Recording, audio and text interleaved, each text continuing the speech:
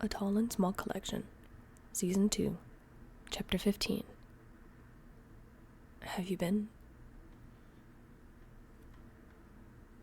Dorian walked back with Tiron the evening after their second practice. After his show-stopping audition, they decided to go ahead and finish practice with him in the mix during their first practice. Now that the second one was complete, Dorian was rising in their ranks quickly. Everyone was pleased and surprised at the newcomer's natural talent and flair as a musician. Dorian was even surprising himself. He couldn't remember the last time he was this happy. Not since before she left. And then again when the others... Hey, Dorian? Tiron's voice pulled the borrower teen from his thoughts into nostalgic memories. Yeah? What is it, Tiron?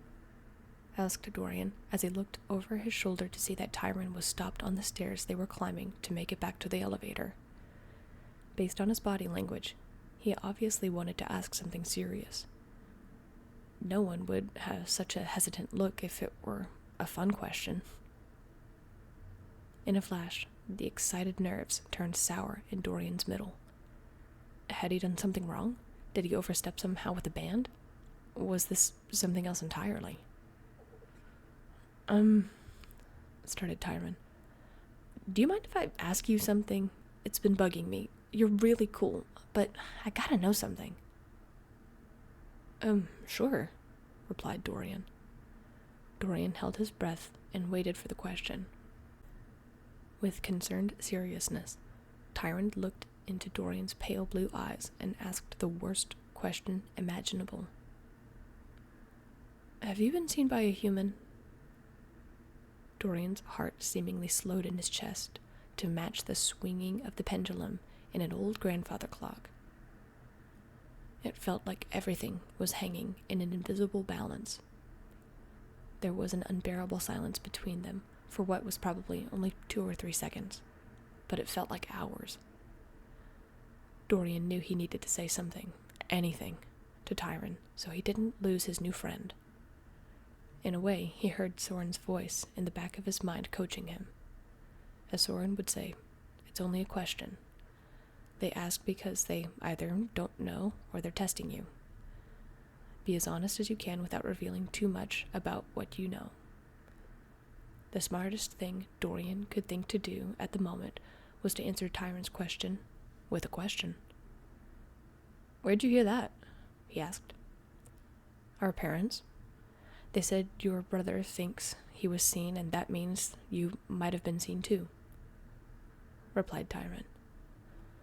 That's right. Soren did say he told the parents.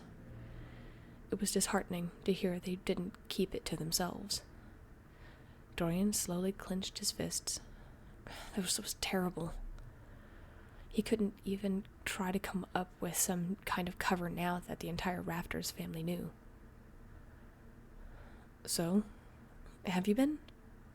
Asked Tiron. Once again, Dorian, feeling hollow and hopeless, decided to tell a piece of the truth. It killed him to admit it, especially to a friend he was getting along with. We didn't mean to be. It was an accident, Dorian muttered.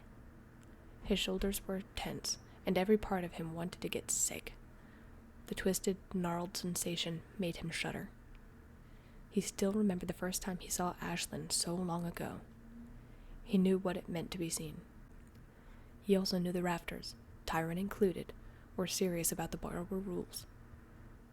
Was this going to be exile for him? Just as he was finding himself? He finally had a piece of something for him, and it was going to be taken away like this?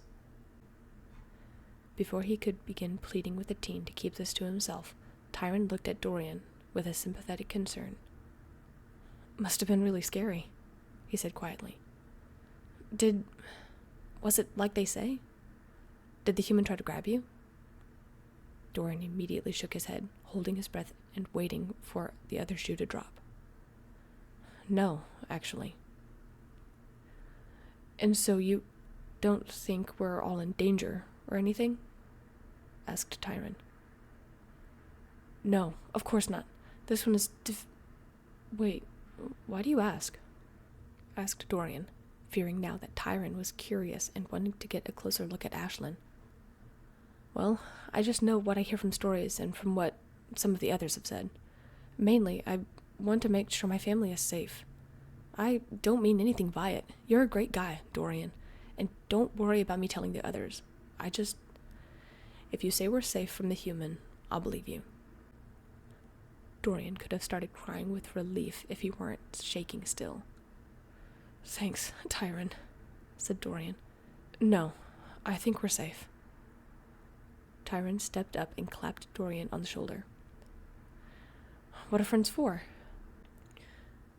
Now, let's get back before my mom has another fit, or your younger brother starts poking around to find our secret practice spot.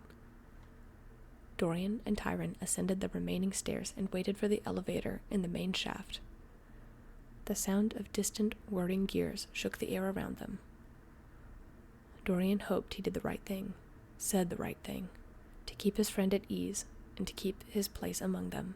It had been far too long since Dorian was able to hang out with someone his own age, other than Ray. And that time was cut far too short because of a human. That human. That tenseness in his core returned, along with an intense, burning hate. If only she had done something. Why did she have to leave?